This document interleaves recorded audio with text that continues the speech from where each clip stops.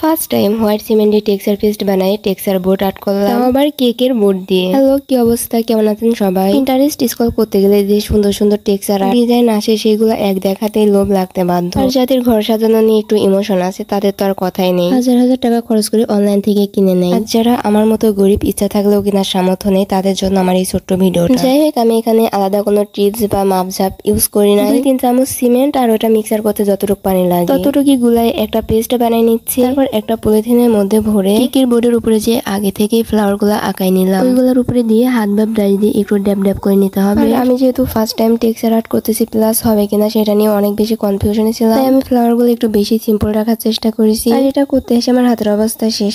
যাই হোক, সবগুলো ফ্লাওয়ার করা হয়ে গেলে শুকানোর জন্য কয়েক ঘন্টা রেস্টে রাখতে হবে। আমি মিনিমাম 5-6 ঘন্টা রাখছিলাম শুকানোর জন্য। আর শুকাই যাওয়ার পরে এবার রং করার পালা। আর টেক্সচার আর্টে পেস্টাল কালার গুলা সব থেকে বেশি সুন্দর দেখা যায়, তবে আমার কাছে হোয়াইট আর রেড কালারই ছিল শুধু। আমি দুইটা কালারই একসাথে মিক্সার করে একটা হালকা কালার বানাই নিলাম, আর সেটা দিয়ে সবটুকু রং করে নিলাম। যাই হোক, যারা যারা হোয়াইট সিমেন্ট দিয়ে আরো টেক্সচার আর্ট দেখতে চাও তারা তাড়াতাড়ি কমেন্ট করে জানাও। টাটা।